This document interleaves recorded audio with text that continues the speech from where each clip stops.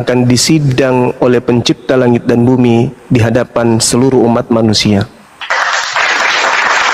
Nah, yang perlu saudara pahami adalah kenapa Nabi Muhammad SAW itu ketika datang diutus sebagai nabi lebih banyak kemudian membahas tentang nabi-nabi terdahulu daripada dirinya sendiri, bahkan keluarganya sendiri. Karena Nabi Muhammad itu adalah utusan Allah, bukan utusan iblis. Kalau utusan iblis, maka dia akan mengedepankan kemudian dirinya, keluarganya, mengutamakan segala-galanya untuk dirinya. Akan tetapi itu tidak terjadi. Beliau datang ke atas muka bumi ini untuk meluruskan ajaran Nabi yang sudah dibengkokkan kemudian oleh manusia.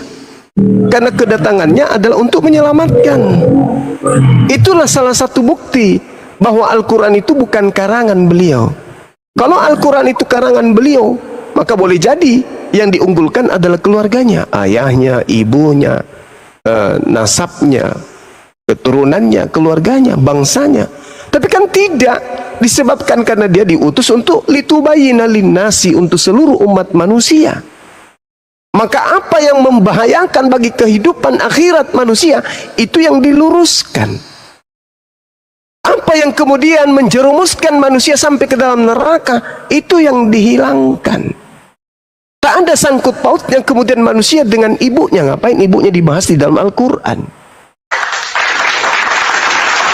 Kehidupan manusia hanya bersangkutan dengan datangnya sosok Nabi yang lahir tanpa ayah, lalu kemudian dilantik menjadi Tuhan. Ini yang penting kemudian Allah yang Maha Kasih untuk luruskan melalui nabinya baginda Rasul Muhammad SAW. Nah, sehingga ketika kemudian Roh Kudus datang kepada baginda Rasul Muhammad SAW, Roh Kudusnya mengajarkan kepada Nabi Muhammad, dulu ketika aku datang kepada Maryam, aku berkata kepada beliau melalui perintah Allah, isqalatil malaikatu ya Maryamu innallaha yubashshiruki bikalimatin minhu. Namanya Al-Masih Isa, anak laki-lakinya Maryam, wajihan fid dunya wal akhirah wa minal muqarrabin. Seorang yang terkemuka di dunia dan terkemuka di akhirat, dan termasuk orang-orang yang didekatkan kepada Allah. Termasuk orang-orang, berarti bukan cuma dia saja. Nah, apa buktinya dia dihakimi kemudian? Wa isqalallahu ya Isa bin Maryam a anta qulta linnas takhizuni. Wahai Isa, anak Maryam, apakah engkau yang mengajarkan orang-orang ini untuk mentuhankan dirimu selain daripada aku? Nabi Isa kemudian ingkari itu. Tidak ya Rabb, manalah mungkin aku mengajarkan sesuatu yang bukan hakku untuk aku katakan. Kalau aku pernah mengatakan itu, kalau aku pernah mengajarkan itu, tentulah engkau lebih tahu daripada aku. Ma qultu lahum illa ma amartani bih ani ubudullah rabbi wa rabbakum. Aku hanya mengajarkan kepada pengikutku, sembahlah Allah Tuhanku dan Tuhanmu. Makanya orang-orang yang menuhankan dirinya akan diusir. Baca Matius 7 nomor 22-23. Itu jelas itu. Itu jelas. Makanya seruan Allah, wahai ahli kitab, jangan engkau berlebih-lebihan di dalam urusan agamamu. Sesungguhnya Isa itu hanyalah manusia, bukan Tuhan. Laqad kafaral ladzina qalu, maka kafirlah orang-orang yang berkata Isa Allah itu adalah salah satu dari 3 Tuhan yang sembah oleh orang-orang terdahulu. Seperti itu, Bang. Jadi Islam datang menjelaskan Siti Maryam, menjelaskan Nabi Isa, menjelaskan kemudian keluarga Imran dan seterusnya demi untuk keselamatan kita. Karena kalau Islam tidak datang, maka seluruh manusia nantinya yang terperdaya akan menyembah makhluk Tuhan yang bernama Yesus. Dengan kasihnya kemudian Tuhan datang meluruskan, berhenti dari itu. Yang kau suankan itu hanyalah ciptaan Tuhan. Maryam melahirkan ciptaan Tuhan. Ciptaan Tuhan bernama Maryam melahirkan ciptaan Tuhan bernama Isa alaihissalam. berhenti dari menyembah Isa alaihissalam. Islam datang untuk itu. Jadi bukan Al-Quran datang itu untuk mengunggulkan Nabi Isa. Al-Quran datang bukan untuk mengunggulkan Siti Maryam, tidak. Dari Nabi Muhammad dan ibunya, bukan. Tapi Al-Quran datang untuk memberi peringatan kepada orang-orang yang menyembah anak Maryam. Seperti itu, Bang. Oke, makasih Bang Suma penjelasannya. Ini maksud saya begini. Kalau saya kan awam, kalau mau mendalami kan nggak seperti orang-orang. Maksud saya pandangan orang awam kan, kalau kayak saya lihat misalnya Alkitab atau Al-Quran atau apa aja, saya itu terpesona dengan Quran ketika situ ada surat Al-Maryam yang Isa Al-Masih yang dibilang situ. Kalau Bang Suma kan tadi jelaskan yang orang awam tidak baca di Quran. Nah ini kan kalau saya baca dan saya lihat di artikel gitu, yang terkemuka di dunia dan di akhirat, maksudnya luar biasa banget, dan akan menjadi hakim. Hakim itu kan nggak sembarang, hakim yang adil, hakim yang adil di akhir zaman, di akhirat. Nah, sebagai orang awam kan saya berpendapat, kenapa ya bukan surahnya bukan Ibu Muhammad dan akan menjadi hakim yang adil itu, kenapa bukan Nabi Muhammad? Kenapa harus Isa yang terkemuka? Jadi kan logika saya maksudnya gitu kan, logika saya gitu, yang ya belum tentu benar juga. Mungkin Bang Suma lebih paham yang tadi jelaskan itu. Cuman itu, kalau Bang Suma jelaskan tadi ke saya itu agak kurang masuk gitu loh. Karena kan yang tertulis di Quran, yang artikel itu apa namanya, masuk ke logika saya gitu. Kira-kira begitu Bang Suma, sorry. Iya. Jadi Nabi Isa ini sebagai hakim. Kenapa dia sebagai hakim? Karena dia memiliki tugas dari Allah sebagai nabi, sebagai rasul bagi Bani Israel. Maka beliau datang kedua kalinya untuk meluruskan kemudian pertikaian dua kelompok pengikut yang mengatasnamakan diri mereka sebagai pengikut daripada Yesus. Ada dua. Yang pertama Bani Israel, yang kemudian kami sebut dengan Hawariyun, yang menjadi kemudian murid-murid atau sahabat-sahabat daripada Nabi Isa alaihissalam, memanggil Nabi Isa dengan panggilan Sayyid, panggilan Tuan. Yang kedua, kelompok yang bernama Kristen, juga memanggil Yesus dengan panggilan Sayyid, Kurios, Tuan. Tapi mereka, kelompok yang satu ini, dua kali lebih jahat daripada Bani Israel. Kenapa? Karena melantik Yesus menjadi Tuhan. Itu yang pertama. Maka dia menjadi hakim. Kalau dia menjadi hakim, berarti ada terdakwah. Kenapa hakim itu ada? Karena ada yang mau dihakimi. Siapa yang mau dihakimi? Mereka yang telah menuhankan Yesus. Nabi Muhammad, apa yang mau dihakimi Nabi Muhammad? Adakah yang kemudian umatnya menyelewengkan dirinya? Tidak ada. Ketika kemudian Nabi Muhammad mengajarkan fattakullah wa ati'un, ati'ullah wa rasul, kami umat Islam mendudukkan beliau sebagai Nabi, sebagai Rasul, Rasulullah wa khataman nabiyyin. Kami mendudukkan itu. Apa yang mau dihakimi? Sementara ajarannya tamat semuanya, udah disampaikan semuanya. Al-yauma akmaltu lakum, pada hari ini telah aku sempurna hakimi oleh Rasulullah. Semua sudah diajarkan, semua sudah disampaikan, dan tak ada satupun kemudian pengikut beliau yang mempertuhankan dirinya sehingga dia harus mempertanggungjawabkan atas kelakuan umatnya. Tak ada. Berbeda dengan Yesus. Nah, tolak ukur penghakiman, coba Anda lihat di dalam Yohanes 12 nomor 48. Barang siapa yang menolak aku, tidak menerima firmanku, dia sudah ada hakimnya, yaitu perkataan yang telah aku sampaikan kepada mereka. Perkataan itulah, firman itulah yang telah aku sampaikan kepada mereka, itulah yang akan menjadi hakimnya di akhir zaman. Kalau di Al-Quran apa yang diterangkan kemudian tentang kedatangan Nabi Isa alaihissalam? Di dalam Al-Quran surah An-Nisa ayat 159. Dan tidak ada satu dari ahli kitab pun yang tidak beriman kepada Nabi Isa alaihissalam. Wa in min ahlil kitab illa la yu'minanna bihi qablal mauti wa yawmal qiyamati yakunu alaihim syahida. Nabi Isa pada hari kiamat akan menjadi saksi bagi mereka. Dia akan menjadi saksi. Nabi Isa ini menjadi saksi antara yang menuhankan dirinya dan yang mengajarkan kepada keturunannya atau kepada bangsa lain atau kepada umat lain bahwa dirinya hanyalah rasul, utusan. Dia akan menjadi saksi. Wa yaumal qiyamah yakunu alaihim syahida. Jadi dia pada hari kiamat nanti bukan menjadi hakim, tetapi menjadi saksi. Dia menjadi hakim nanti pada akhir zaman kedatangannya yang kedua, bukan pada saat hari kebangkitan.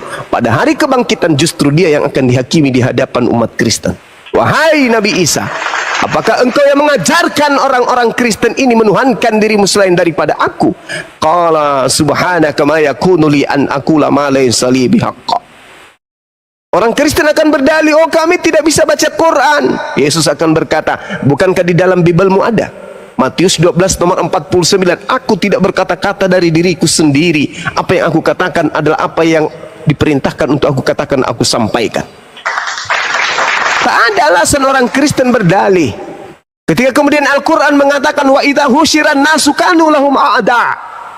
Pada hari kiamat nanti orang dikumpulkan, apa yang mereka sembah akan menjadi musuh bagi mereka, dan apa yang menjadi pemujaan-pemujaan mereka terhadapnya akan diingkari oleh mereka. Lalu kemudian Allah menghakimi orang Kristen. Wahai saudara Kristen, wahai hambaku Kristen, ciptaanku, bukankah di dalam Al-Quran sudah disampaikan oleh umat Islam bahwa kelak nanti di hari kiamat kamu akan dimusuhi oleh apa yang kamu sembah? Yesus memusuhimu kan? Dan pemujaan-pemujaanmu yang kamu lakukan kepada Yesus akan ditolak. Apa kata orang Kristen? Loh, kami tidak beriman kepada Quran. Tetapi Tuhan akan mengatakan, bukankah dalam kitabmu berbunyi, pada hari terakhir nanti banyak orang memanggil aku Tuhan, Tuhan, bukankah kami bernubuat mengusir setan, bermukjizat pakai namamu, wahai Tuhanku Yesus. Pada hari itulah Yesus akan berterus terang, aku Yesus berterus terang kepada mereka, enyahlah daripadaku, kalian semua adalah pembuat kejahatan, aku tidak mengenal kalian. Kamu nggak baca itu Bible yang kau tenteng setiap hari. Mau kemana Kristen hendak mencari pembelaan? Al-Quran menghantamnya, Yesus dalam Bible juga menghantamnya. Kristen mau kemana? Tak ada jalan, Bung. Jadi kedatangan daripada baginda Rasul Muhammad SAW menjelaskan, wahai Kristen, Nabi Isa akan turun di akhir zaman untuk menghakimi kalian. Apa buktinya? Baca kitab kalian, Yohanes 12 nomor 48. Barang siapa yang menolak aku, barang siapa yang menolak Yesus, dia sudah ada hakimnya. Siapa hakimnya? Perkataan yang pernah Yesus sampaikan di tengah-tengah Bani Israel. Nah sekarang kalau umat Islam dan misalnya nih Bang Suma dihakimi bersama saudara Yosi. Bang Suma, ya paman, maju ke sini. Ya, kenapa Yesus? Kamu di dunia hidupmu kau tidak nyembah saya. Iya emang, kenapa? Loh, kenapa kau tidak nyembah saya? Lah kamu bukan Tuhan kan? Menurut kau siapa? Ya saya memang bukan Tuhan. Kesaksianku di dalam Yohanes 5 nomor 36. Ada kesaksianku yang lebih penting dari kesaksian Yohanes Pembaptis, bahwa segala pekerjaan yang aku lakukan, pekerjaan itu yang bersaksi tentang aku, bahwa engkau yang telah mengutus aku. Nah tuh, kau mengaku utusan bukan? Kesaksianmu kamu adalah utusan. Yes, bahkan kau katakan dalam Yohanes 17 nomor 3, hidup kekal itu adalah mereka mengenal aku Yesus yang engkau utus. Betul? Betul Bang Suma. Lalu ada penghakiman untuk saya? Ada hukum untuk saya tentang itu? Oh tidak ada, kamu lolos. Apa yang mau dihakimi Yesus kepada Bang Suma? Enggak ada perintah Yesus, ibadahlah minggu, sembahlah aku, tuhankanlah aku, jangan kau bersunat, kemudian makanlah babi. Enggak ada perintah Yesus kayak gitu. Jadilah Kristen, tak ada. Nah, giliran Anda yang dipanggil. Saudara Yosi, ya paman, kadia. Gimana Sus? Lu menyembah gue dengan siapa? Ketawa dia bilang ke dia. Kamu menyembah saya, perintah siapa? Yusi, perintah ini, perintah Pak RT Pak. Kau ke gereja siapa yang perintahkan? Perintah Bu RT. Yang perintahkan kau makan babi siapa? Pak Bom Bom. Terus yang memerintahkan kamu itu mengatakan bahwa aku ini adalah Tuhan juga selain daripada Bapakku, itu siapa? Hah? Siapa yang ngajarin kamu? Ya banyak lah Pak. Nah, ada nggak ajaran saya? Nggak ada. Masuk kau ke neraka. Enyahlah daripadaku. Anda diusir. Bang Suma lolos. Jadi kalau Yesus itu datang menghakimi seluruh umat manusia, pertama, Yesus harus dikenal sebagai utusan. Dunia harus tahu. Yohanes 14 nomor 31 kata Yesus, dunia harus tahu. Maksudnya, dan aku senantiasa melakukan apa yang diperintahkan kepadaku. Berarti Yesus ini, dunia harus tahu bahwa dia adalah hamba yang taat, alias dia adalah hamba yang suci, alias dia adalah seorang muslim yang taat. Dunia harus tahu, aku adalah Tuhan. No, itu ajaran sesat. Dunia harus tahu bahwa aku adalah orang yang senantiasa mengasihi Tuhanku. Betul. Dunia harus tahu bahwa aku senantiasa melakukan apa yang diperintahkan Bapa untuk aku lakukan. Betul. Umat Islam mengaminkan. Berarti kedudukan Yesus pada masa ini, ketika dia mengatakan dunia harus tahu, maka dunia harus mengaminkan Yesus itu adalah hamba yang taat kepada perintah-perintah Tuhannya. Yohanes 14 nomor 31. Dunia harus tahu. Maksudnya orang Indonesia harus tahu, orang Jepang harus tahu, orang Afrika harus tahu. Aku Yesus adalah orang yang senantiasa tunduk berserah diri kepada segala perintah yang datang kepadaku. Berarti aku adalah Tuhan atau hamba Tuhan? Dunia harus tahu aku ini hamba Tuhan, aku ini atau aku ini Tuhan. Dunia harus tahu bahwa aku adalah hamba Tuhan yang taat. Lalu dari mana Kristen ini mendapatkan pengajaran Yesus itu adalah Tuhan? Dari makhluk roh yang mengaku-ngaku Yesus, Mesias palsu, Yesus palsu, yang membisikkan kemudian Paulus 13 kitab, yang mana kitab itu yang menjadi panduan orang-orang barat untuk menyembah Yesus. Akulah Yesus yang kau aniaya. Nah, Itu silakan. nah, kalau saya sih dengar argumennya Bang Suma, saya seneng. Cuman gini, kalau saya simak, Bang Suma sama aja menyembah agama, bukan menyembah Allah. Karena gini, argumen Bang Suma bukan memberitakan tentang kebenaran yang sejati, tentang kebenaran Islam, tapi mengandung unsur pembenaran agama, merek gitu loh. Karena kalau Allah kan bukan agama Kristen, bukan agama Islam, bukan agama Hindu. Bang Suma bagus, hebat, tapi itu dosa loh Bang Suma. Karena apa? Argumentasi kita itu ironi gitu loh.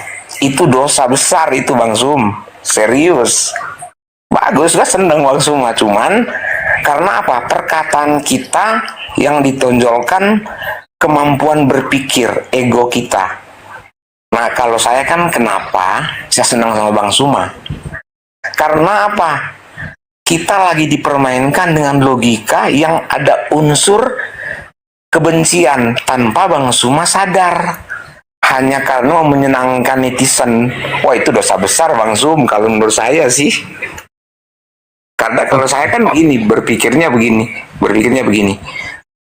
Islam, Quran itu indah. Allah itu tidak mengajarkan umatnya, semua manusia, untuk berbantah-bantahan. Makanya saya nggak suka orang Kristen berbantah-bantahan, orang Hindu. Lebih baik sharing, asik, saling mendengarkan, pasti indah. Nah, saya tuh sayang sama Bang Suma. Justru dari kepintaran kita tanpa kita sadar kita itu udah dosa. Ironi. Karena menonjolkan kepintaran kita gitu loh. Itu kan manusiawi. Nah, saya tuh sebagai pendukung, sayang sebagai Bang Suma, saya ingetin, bukan soal pintar, ya nggak? Oke, lanjut. Iya, Masya Allah. Jadi, apa yang saya lakukan, ya, ketika Al-Quran mengatakan, jangan engkau berdebat, kemudian dengan ahli kitab, kecuali dengan cara yang baik. Kan gitu. Illal ladzina zalamu minhum, kecuali terhadap orang-orang zalim di antara mereka. Jangan kau berdebat dengan ahli kitab. Wala tujadilu ahlal kitab illa billati hiya ahsan. Jangan kau berdebat kecuali dengan cara yang baik. Titik. Tetapi Allah mengecualikan kemudian terhadap orang-orang zalim.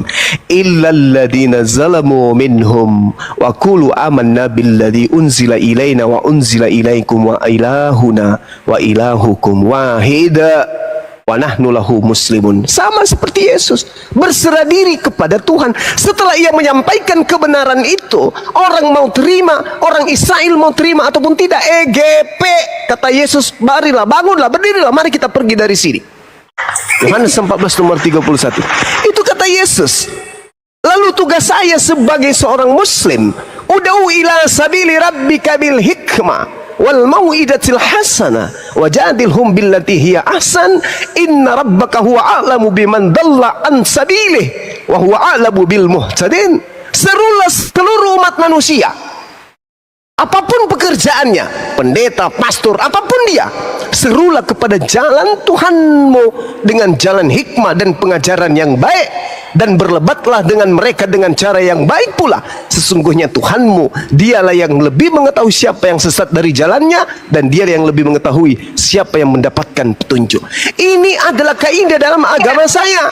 Sehingga ketika saya berdebat, unsur yang saya sampaikan kemudian adalah Al-Quranul Karim. Karena Rasul Muhammad SAW menitipkan Al-Quran kepada kami umatnya. Bil bayyinati waz zubur wa anzalna ilaika dzikr litubayyana lin-nasi ma nuzila ilaihim wa la'allahum yatafakkarun. Nabi Muhammad diberikan Al-Quran agar Nabi Muhammad menerangkan kepada manusia apa yang telah diturunkan kepada mereka dan agar mereka memikirkan. Nah, kalian tidak bertemu dengan Nabi Muhammad, kami bertemu dengan ajaran Nabi Muhammad. Oleh-oleh yang dibawa oleh Nabi Muhammad tidak ada pada kalian, ada pada kami.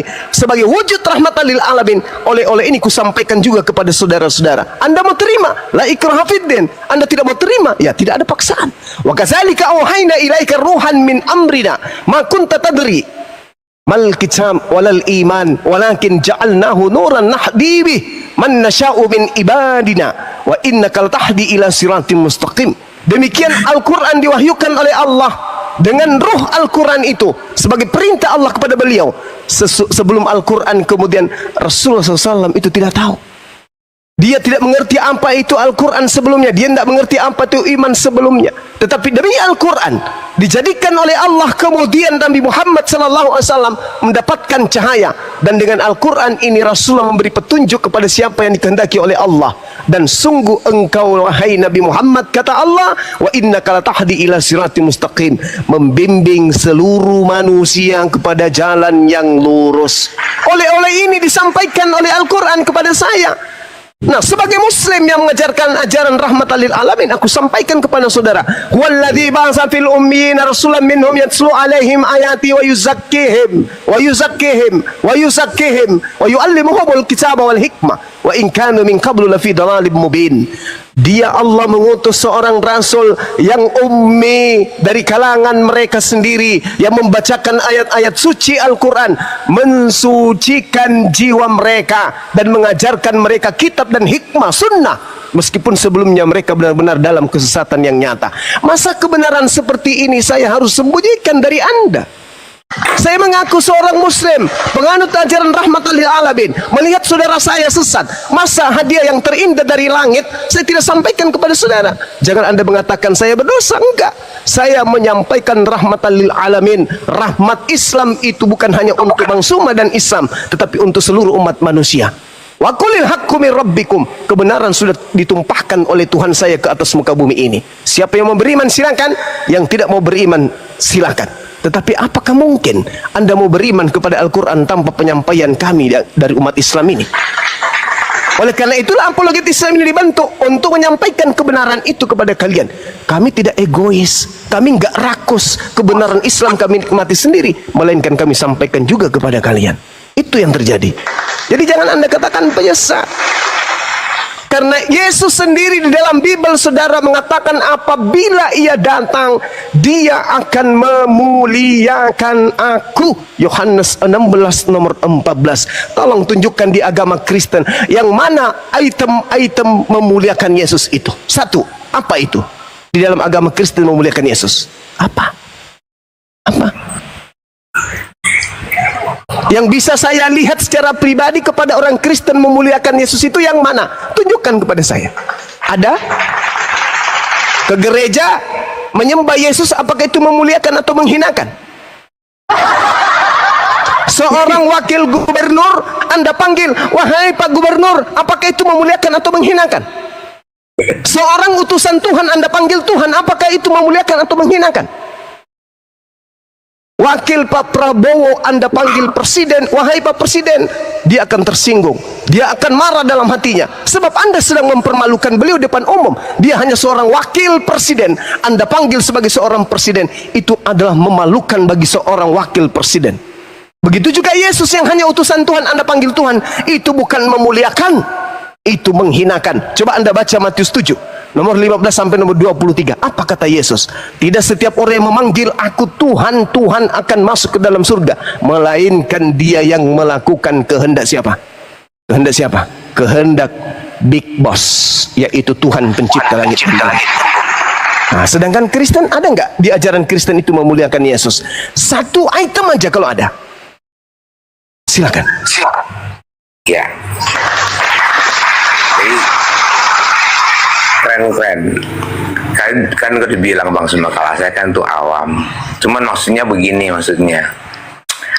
kalau saya itu apa yang dibilang Suma kan itu saya nggak bantah, benar.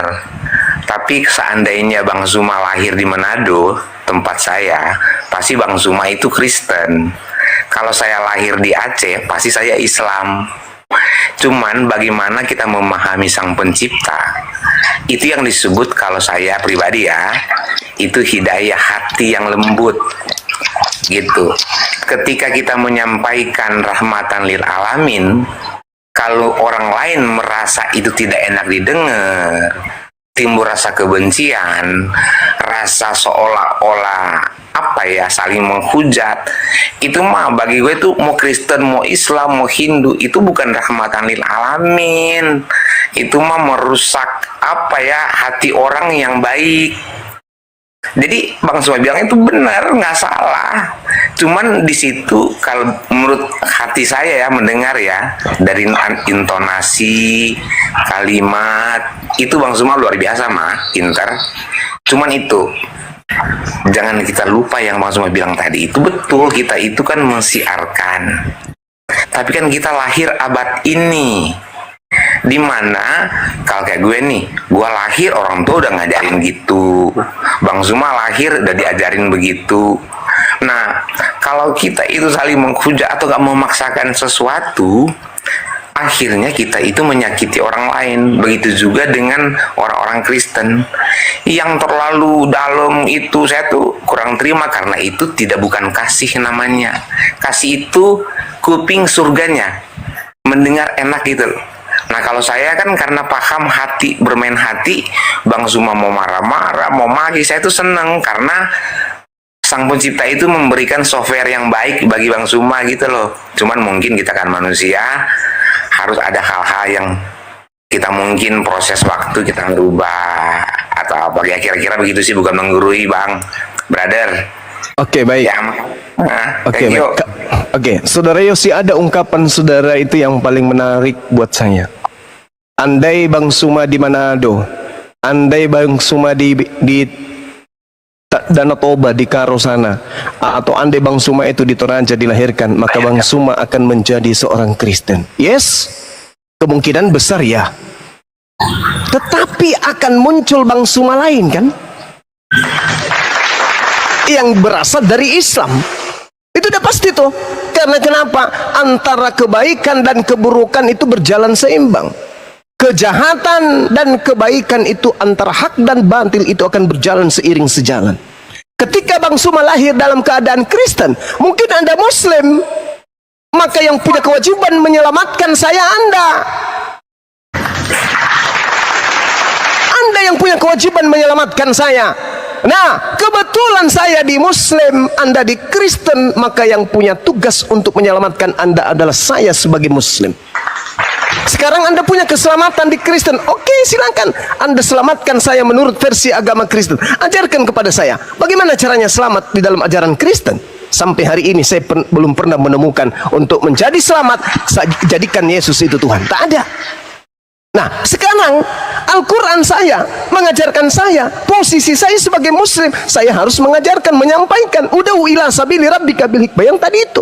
Wa idza qila lahum ittabi'u ma anzalallah qalu bal nattabi'u ma alfaina alaihi aba'ana awalau kana aba'uhum la ya'qiluna syai'a wa la yahtadun. Jadi tak ada alasan Anda berdiam diri ketika kemudian Anda Al-Quran, sampai Al-Quran pada Anda mendiamkan saya yang kemudian Anda katakan saya terlahir di tengah-tengah Manado. Al-Quran mengatakan, apabila dikatakan kepada mereka orang-orang kafir, ikutilah apa yang telah diturunkan oleh Allah, mereka akan menjawab, tidak, kami mengikuti apa yang kami dapati pada nenek moyang kami melakukannya. Padahal nenek moyang mereka itu tidak mengetahui apapun dan tidak mendapatkan petunjuk. Coba Anda tanya diri Anda.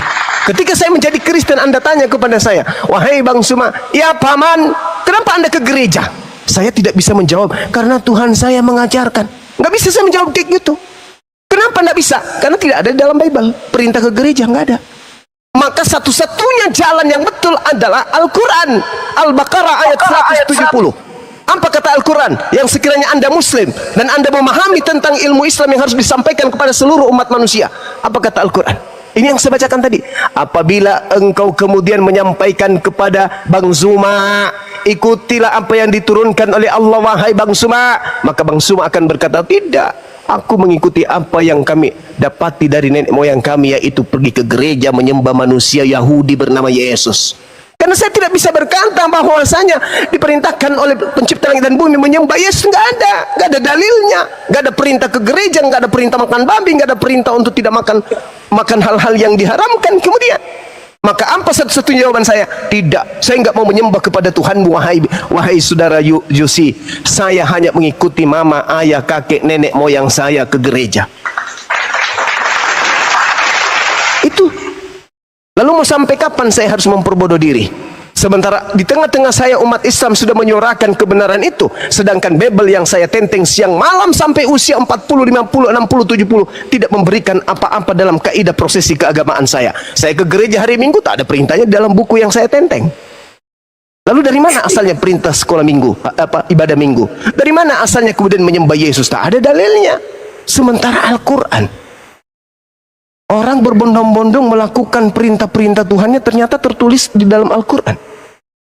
Lalu kemana hendak akal saya ini pergi ketika kitab yang saya anggap suci bertentangan dengan logika saya? Saya menyembah sosok manusia yang datang di tengah-tengah Yahudi yang mati dibunuh oleh orang Romawi.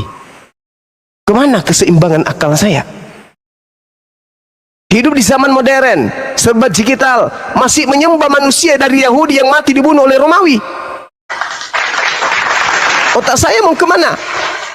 Sementara kiri kanan saya Islam, ke depan Islam, ke belakang Islam, di mana-mana masjid menyuarakan Allahu Akbar, Allahu Akbar, Allahu Akbar, Allahu Akbar. Saya baca internet, apa arti Allahu Akbar? Oh, arti Allahu Akbar adalah Tuhan yang maha besar. Di mana-mana masjid bunyi Allahu Akbar, Allahu Akbar. Masa saya tidak bergeming kemudian? Kenapa saya tidak bergeming? Karena itu tadi, aku hanya mengedepankan doktrin dan dogma dari nenek moyangku. Itu yang pertama. Yang kedua, sederhana. Kakeknya Bang Suma dan kakek saya ketika Nusantara ini belum berbentuk republik, masih berbentuk kerajaan, siapa yang datang kemudian di Nusantara ini mengobok-ngobok? Apa nama agamanya? Siapa nama Tuhannya? Apa nama rumah ibadahnya? Apa nama kitabnya? Kemana kakek saya pada masa itu? Kemana kakeknya Bang Suma pada saat itu? Dan andai saya hidup pada zaman itu, segerejakah saya? Serumah ibadahkah saya? Satu kitabkah saya dengan penjajah? Atau jangan-jangan saya akan berdiri sebagai pembela Nusantara? Atau jangan-jangan saya tampil sebagai pahlawan? Ketika saya tampil sebagai pahlawan, tidak mungkin saya satu rumah ibadah dengan penjajah. Pertanyaannya, kemana kakek nenek saya pada masa penjajahan? Apakah mereka satu tempat ibadah dengan penjajah? Notabene penjajah beragama Kristen, beragama Katolik. Nama tempat ibadahnya gereja, nama Tuhannya Yesus, nama kitabnya Bible. Kakek saya dan nenek saya pada masa itu di mana beribadah? Penjajah beribadah. Kakek nenek saya sudah tentu bertuhan. Di mana nenek saya, kakek saya pada saat penjajahan? Ketika agama Kristen di Indonesia dan oknum-oknumnya hari ini yang menyuarakan toleransi, yang menyuarakan, apakah dia punya malu untuk meneriakkan kemudian Kristen adalah agama kasih, Kristen memusuhi musuh, menyayangi musuh, kasihilah musuhmu, bla bla bla. Dan Kristen akan teriak, Islam adalah agama toleransi, Islam agama teroris. Apakah itu bisa terjadi? Andai saja oknum-oknum yang teriak ini sesama dengan penjajah. Sedangkan kiri kanan yang menjadikan kuburan 40 jiwa adalah mereka yang bakar masjid, adalah mereka yang teriak haleluya.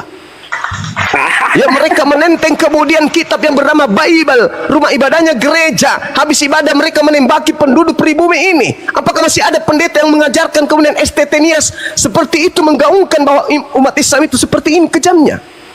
Apakah bisa? Tidak bisa. Karena umat Islam kemudian bersatu dengan orang di luar Islam memperjuangkan kemerdekaan ini, barulah negara ini aman merdeka. Habis itu orang yang mengatakan bahwa Islam itu intoleransi, Islam itu teroris, kemana pada masa penjajahan? Kemana kakek nenek mereka? Kenapa mereka seagama dengan penjajah? Apa yang salah? Seperti itu, Paman. Jadi kalau kita berbicara, kenapa Bang Suma begini, struktur akal mengajarkan itu. Ingat, pencipta langit dan bumi itu maha tahu. Sehingga dia mengutus manusia dengan chip yang dalam otak kita, dalam kepala kita ini berupa akal, dititipkan oleh pencipta kita untuk membedakan kita dengan hewan. Lalu Tuhan mengutus para nabi membawa kitab suci sebagai panduan. Akal dan kitab suci harus terkoneksi. Tidak boleh kemudian koslet antara akal dengan kitab suci. Apabila ada agama kitab sucinya koslet, tidak berkesinambungan dengan kemampuan akal, maka agama itu bermasalah. Kalau agama bermasalah, itu sudah pasti bukan berasal dari yang maha tahu. Kalau dia dari manusia biasa, tentu banyak kontradiksi dan kontroversi yang ada di dalamnya. Subhanallah, Al-Quran tidak pernah kemudian kontradiksi dengan akal, tidak pernah kontradiksi dengan zaman, tidak pernah tertinggal oleh kehidupan manusia secanggih apapun zaman itu. Itulah kami umat Islam. Demikian. Thank you. Ini terakhir nih. Silakan. Saya tuh paham. Saya diulang-ulang Bang Suma itu penjelasannya itu sangat menguasai. Tapi begini maksudnya. Itulah akibat mau siapapun itu orangnya. Ketika orang itu menyembah agama bukan sang ilahi, itu akan ada unsur keegoan dan kebencian. Karena apa? Salah kamar. Tapi ketika umat Islam, Kristen, Hindu, Buddha menyembah sang ilahi, itu tidak akan terkotak-kotak. Tapi ketika orang menyembah merek, itu akan timbul ego pembenaran bahwa gua itu yang paling benar, lu salah, lu harus. Saya udah ulang-ulang, koreksi ya, kan sang pencipta itu tidak punya KTP, nggak punya KTP Kristen, Hindu, Buddha. Masa sih nanti di akhirat dia mau pisah-pisah, lu nggak boleh, lo Kristen, lu nggak boleh, lo Islam, lu nggak boleh Hindu. Aneh kan sang pencipta begitu. Maksud aku gini, sebenarnya agama itu yang udah ada sekarang, ketika orang itu mempelajari itu secara pribadi, hubungan imannya dengan ilahi, itu pasti indah. Tapi ketika iman itu hanya dikelola dengan logika, membela merek, membela agama, itu pasti akan tersesat. Contoh begini. Begitu banyak teman-teman saya dulu, saya kan di lingkungan muslim semua. Ketika mereka dalamin Quran, mereka jadi membenci saya. Dulu kita asik-asik banget, Bang Sum. Teman-teman saya, ketua DKM, sekretaris, itu CS-an saya semua.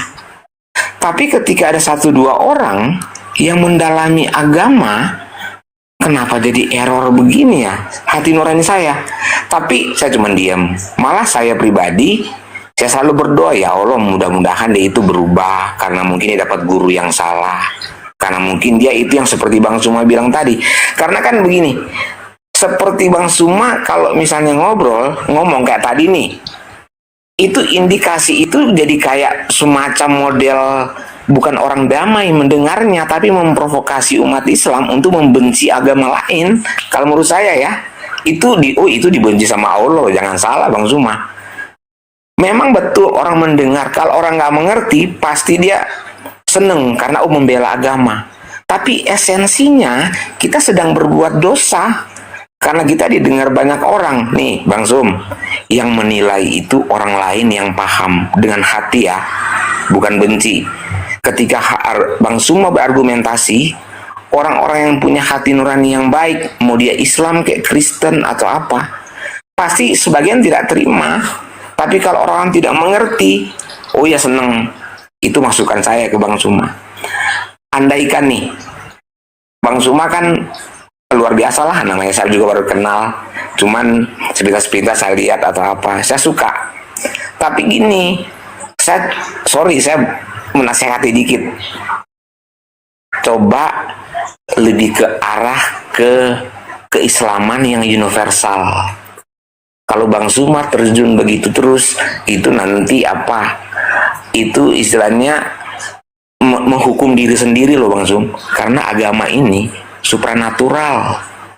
Serius, supranatural. Takutnya yang kita anggap dengan logika, kita sementara kayak saya nih berusaha membela agama atau apa, kita kan nggak boleh. Teman-teman saudara-saudara muslim mendengar pasti nggak terima karena mereka mungkin nggak paham. Kalau saya sih apa aja Bang Suma bilang saya seneng, karena kan nggak mungkin kita satu kepala satu paham. Itulah fungsi mengasihi, menyayangi. Itu loh Bang Suma. Lanjut, thank you, sorry. Iya, nggak apa-apa Bang, nggak masalah. Jadi sebagaimana kemudian agama itu diutus melalui para nabi, dalam hal ini ajaran, saya mengatakan bahwa agama saya juga harus disampaikan. Qul huwa nabaun azim. Al-Quran itu adalah berita besar.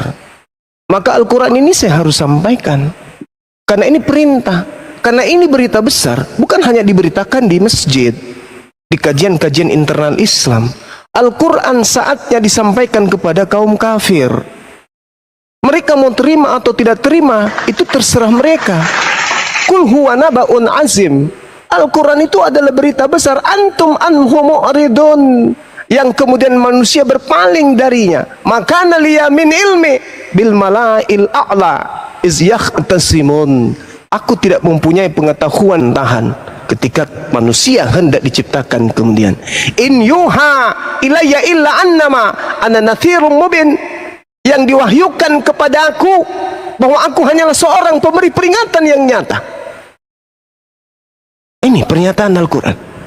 Untuk beriman kepada Quran. Nah, akan tetapi kami yang telah mendengarkan pernyataan-pernyataan Allah melalui Al-Quran ini, iblis menyatakan dan dinyatakan oleh Allah, illa iblis istakbara wa kana minal kafirin. Iblis ini adalah bagian yang menyombongkan diri, dan iblis termasuk golongan orang kafir. Nah, sehingga ketika Al-Quran datang, ya harus disampaikan. Anda mau terima, tidak mau terima, la ikraha fiddin. Sekarang kalau saya menyampaikan berita benar, berita besar tentang keselamatan Al-Quranul Karim yang dibawa oleh Al-Quranul Karim, loh, kok saya dijadikan sebagai cap pendosa? Sementara orang yang mendengarkan, yang menerimanya itu adalah orang yang melembutkan hatinya dan menggunakan akal sehat. Mereka akan menerima itu dan mereka akan dihantarkan kepada hidayah menuju Islam. Sementara orang yang memang sombong sama seperti iblis akan semakin kuat pengingkarannya terhadap Al-Quran. Kenapa? Sombong, iri, dengki. Apa sih Al-Quran? Apa sih Bang Zuma ini? Alah, kan begitu. Semua mukmun uyum fahum la yarji'un. Karena Allah mengatakan sumpah iblis ini dia mengatakan bahwa aku akan menjadikan keburukan itu menjadi sesuatu yang indah bagi orang-orang kafir. Itu kata Quran. Jadi saudara, ketika Anda mengatakan bahwa tak ada manfaatnya, hanya menyesatkan, kemudian saya rasa itu keliru besar. Kenapa? Karena setiap kita manusia itu diberi akal oleh Allah. Akal adalah makhluk materi Tuhan yang tertanam dalam materi fisik kita sebagai manusia. Akal merupakan serpihan cahaya kecil yang dengan akal ini kemudian kita manusia mampu membedakan kemudian segenap kualitas objek. Mana yang betul, mana yang salah. Maka mana yang kemudian perlu untuk kita lakukan, mana yang tidak perlu untuk kita lakukan. Karena akal ini terus mencari dan mencari kebenaran-kebenaran baru. Akal ini mengajak kita manusia menuju melangkah lebih jauh guna menemukan beragam hal baru yang berguna bagi perkembangan peradaban kita sebagai manusia. Kalau kita masih kolot, masih menyembah kepada sesama kita makhluk, lalu apa buat apa akal ini kita diberi? Buat apa akal ini kita diberi? Kalau kita kemudian mengatakan bahwa semua agama itu mengajarkan kebaikan, memang betul. Tetapi tidak semua agama itu kemudian menjadi lolos dari iblis. Agama-agama yang ada di atas muka bumi ini, yang lolos dari cengkraman iblis itu adalah agama yang kemudian didatangkan dari para nabi. Hanya itu saja. Yang dibengkokkan kemudian itu sudah ditunggangi oleh iblis. Nah, kami yang tahu itu, kami yang mengerti tentang itu, kami belajar Al-Quran, kami belajar Bible. Ketika kami menemukan ketimpangan kemudian terhadap Bible dan orang Kristen dan kitabnya, kitab Bible dan penganutnya tidak kemudian sinkron terhadap keduanya, maka sebagai Muslim rahmatan lil alamin kami hadir untuk mengingatkan itu. Tadi di awal saya mengatakan, adakah orang Kristen memuliakan Yesus? Mana tunjukkan satu kemuliaan yang Yesus terima dari orang-orang Kristen? Tak ada sedikit pun. Tapi apakah itu seketika diimani dan dipercayai? Tidak. Kenapa tidak dipercayai ungkapan-ungkapan saya? Ya karena ada iblis yang senantiasa menghalangi. Ada iblis yang menutup hati. Al-Quran mengatakan yukhadi'una Allah walladina amanu wa ma yakhda'una illa anfusahum wa ma yash'urun. Mereka orang-orang kafir hendak menipu Allah dan hendak menipu orang-orang beriman, padahal sesungguhnya mereka hanya menipu diri mereka sendiri, sementara mereka tidak menyadari. Nah, itu yang terjadi sekarang. Saya menyampaikan kebenaran. Ketika Anda terima, alhamdulillah. Anda tidak terima pun tak apa-apa. Nah, itu yang perlu saya sampaikan. Demikian.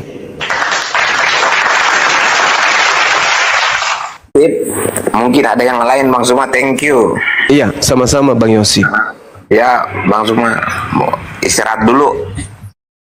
Oke, lanjut. Bang Handi monitor, host monitor.